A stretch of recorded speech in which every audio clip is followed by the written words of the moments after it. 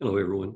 We're going to continue on in our study of the Gospel of Mark now, and we're going to continue in Mark chapter 3, beginning in verse 7. And so let me share my screen with you.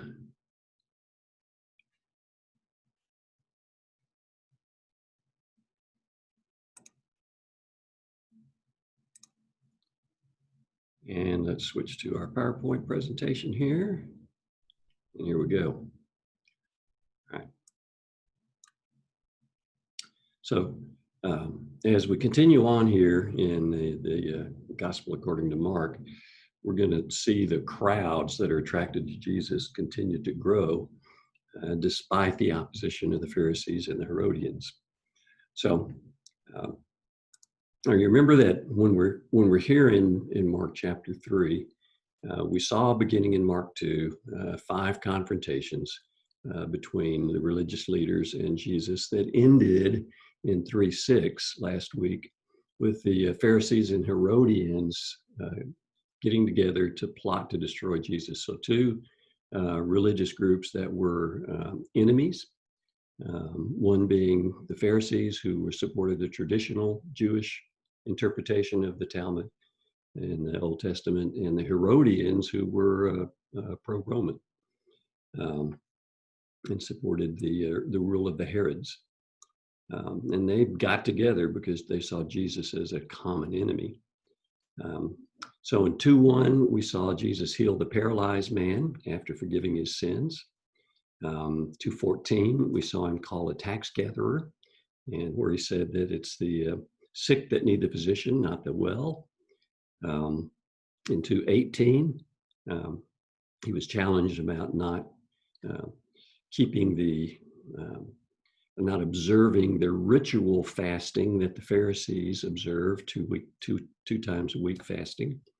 And in 2:23, when he's challenged about his apostles, his disciples, not observing the Sabbath because they were plucking grains on the Sabbath day, he, instead of pointing out that the Jewish interpretation, the Jewish leaders, the Pharisees' interpretation of the Sabbath laws were more strict than the Bible said, instead says that the Sabbath was less important than human beings, that the Sabbath was made for man, not man for the Sabbath. And as a result of that, the Son of Man was Lord even over the Sabbath. So that the Son of Man, the phrase that Jesus used to refer to himself, was going to he was going to supersede the Mosaic law. And then in 3:1-6, which we looked at previously, we see Jesus heal a man on the Sabbath, a man with a withered arm who had been brought to Jesus on the Sabbath by the Pharisees and the Herodians, specifically for the purpose of seeing if they could entice him into breaking the Sabbath law, which of course he did. And when he said, is it right to, or wrong, is it right to do good or evil on the Sabbath? And then he was angry at them because they wouldn't answer him. So there are a total of 7 confrontations about the Sabbath in the Gospels. So Mark is not being comprehensive here in these few that he reports. But when we get to the end of verse 6 in chapter 3, Mark has now covered about 1.5 years of Jesus's 3.5-year public ministry. And after 1.5 years of public ministry, the religious establishment has put a target on him. So we're now probably about early summer of 31 AD. Jesus first was baptized by John the Baptist, probably late summer, early fall of 29 AD. And the crucifixion is going to be at Easter in 33 AD, or Passover. So we're now moving into what we call the later Galilean ministry.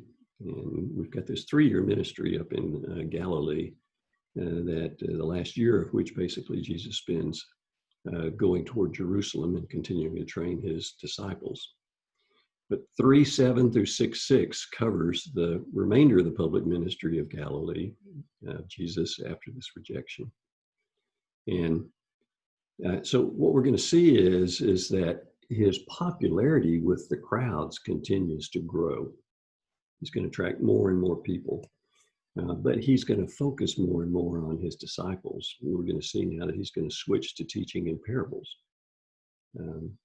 So the Sermon on the Mount is from this early Galilean ministry. He stops doing that kind of teaching and begins to focus on parables. So a key next step, we'll see beginning in verse 11, is he's going to select 12 apostles out from among his hundreds of disciples. And why does he pick 12 apostles? Well, we learn later on that there are 12 tribes, the 12 thrones in the kingdom of God, on which the 12 apostles are going to rule the 12 tribes of Israel. So 12 apostles for the 12 thrones for the 12 tribes. And Mark 3 is going to introduce this new section, 3:7 through 6:6, with an emphasis on the growing crowds. And this is kind of a summary statement of what the next 12 months is going to look like. Late spring, early summer 31 through the summer of 32 AD. So let me just read the section. Jesus withdrew to the sea with his disciples, and a great multitude from Galilee followed, and also from Judea, and from Jerusalem, and from Idumea, and beyond the Jordan, and the vicinity of Tyre and Sidon. A great number of people heard of all that he was doing and came to him. And he told his disciples that a boat should stand ready for him because of the crowd, so that they would not crowd him. For he had healed many, with the result that all those who had afflictions pressed around him in order to touch him. Whenever the unclean spirits saw him, they would fall down before him and shout, "You are the Son of God." And he earnestly warned them not to tell who he was. So, verse 7, Jesus withdrew to the sea with his disciples, and a great multitude from Galilee followed. So withdrew here, anakoreo, literally just means he went again. So this term doesn't necessarily mean that he was retreating from the Herodians and the Pharisees. Rather he went again to the seaside. And remember, we had learned back in Mark 1, verse 45, that the crowds were so large that he couldn't really teach inside the cities. He had to go outside the cities to have room for all the crowds. If he was in a city, the crowds just kind of overwhelmed the cities. And so when he went again, I think this is more he went again out to the seaside or shore. The episode that we saw in 3:1 through 6, where he healed a man with a withered arm. He was in a synagogue on a Sabbath day, and now he's going back outside where the countryside can hold the crowds. Yeah. And a great multitude from Galilee followed, and also from Judea, Jerusalem, Idumea, beyond the Jordan, the vicinity of Tyre and Sidon. So these are points to the south, to the east, and to the northwest, and even to the coast of the Mediterranean. So this is like saying that if Jesus was ministering in Norman, that crowds were coming to see him from Arkansas, from Texas, from Louisiana, from Kansas, and even from Colorado. So they're coming from far away, and both these people are coming on foot here. So he draws a great multitude. And we see with the feeding of the 5,000 and the feeding of the 4,000, this was 4,000 or 5,000 men. These are recorded, of course, in John and the other synoptic gospels. And we'll see some of it here in Mark as well. But assuming that most of these men are married and have maybe children with them, we're probably talking crowds of 10,000, maybe even 20,000. So these are massive crowds that are following Jesus. And he goes to the seashore, and we'll see why he goes to the seashore here. And he told his disciples that a boat should stand ready for him because of the crowd, so that they would not crowd him. So This is delegated to them. They are responsible to have a small ship ready. This doesn't seem to be a one-time event. This appears to me to be a standard operating procedure. Jesus would go down to the seashore to address the crowds, and as they would start to crowd around him, he would just retreat into this small boat. And it tells us why, because he had healed many. So people would press forward, pushing through the crowd to try to touch him. So this was not an orderly crowd. There were desperate people desperately trying to touch Jesus. And he healed many. So we have just a handful of healing miracles recorded in the Gospels. And we should realize that these are just a small sample of all the healings that Jesus performed. And of course, the Apostle John tells us that at the end of his gospel, that Jesus did many, many things that are not recorded. It's interesting here in Mark, Mark, probably quoting Peter, calls the boat a little boat. Ploiarion, a little boat. It's a diminutive ship. So this could well be a small boat that's smaller than the big fishing boats, which could handle 12 or 15 people. And maybe a little rowboat that's close to the shore, so Jesus can get in it easily and the disciples can push it away from the shore, and he can sit in it while he teaches, as we'll see later on. All those who had affliction, everyone who was sick, all those who had affliction pressed around him. So all those in the crowd who had affliction. And we're going to see an example of this pushing forward to touch him in Mark 5, where we'll see the woman with a hemorrhage who says to herself, if I could just touch his garment, I could be healed. And of course, in Mark 5, we'll see that she is healed. So I think the picture that you ought to have in your mind here as we go forward is that Jesus is being followed by massive crowds, and he is healing people in these crowds, and he's also teaching them. And then we'll see in the next chapter, or later in this chapter, that he's actually teaching them with parables. Next chapter. Whenever the unclean spirits saw him, they would fall down before him and shout, "You are the Son of God." And he earnestly warned them not to tell who he was. So we have the mention of the unclean spirits here. And it seems like these unclean spirits are drawn to Jesus like moths to a flame. And I have no doubt that their intention was to disrupt what Jesus was doing. They were adding to the carnival atmosphere. They were adding to the chaos and to the noise. It says they would fall down before him and shout, "You are the Son of God."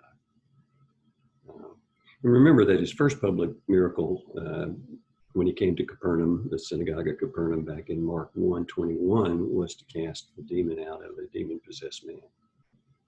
And so unclean spirits, these are demons in possession of an individual. They have infiltrated the personality and the consciousness of an individual, just like we saw in Mark 1. And a reminder, these demons are fallen angels. They are created beings, just like Satan is a created being, but they are in league with Satan, who Paul calls the prince of the power of the air, the spirit now at work among the sons of disobedience. We can see, if you want to review a little bit about Satan's person and role, it'd be good to look at the Job 1 passage where he talks to God the Father about walking around to and fro upon the earth. And of course, Paul calls him the prince of the power of the air, the spirit now at work among the sons of disobedience. And then remember, in Ephesians 6, Paul tells us that our battle is not against flesh and blood, but against the spiritual forces of wickedness in the heavenly places. This is the prince of the power of the air, Satan, and his demons who allow Satan to appear to be omnipresent. They call him the Son of God. Remember, we saw from earlier in Mark that Jesus refers to himself as the Son of Man. And the Son of Man is a reference to the vision of Daniel in chapter 7 of Daniel, where Daniel saw one like the Son of Man going before the Ancient of Days and receiving dominion over all the earth. And Jesus refers to himself as the Son of Man. Son of God is the title for the King of Israel. You can go back and look in 2 Samuel 7 when the prophet Nathan announces to David that God is going to make a house for him, that he's going to have an everlasting dynasty, and that he'll never lack a son to sit on the throne of Israel. God says he will be like a son to me. So Son of God becomes a synonym for the King of Israel. And we can see in Psalm 2, God declaring of the King, you are my son, today I have begotten you.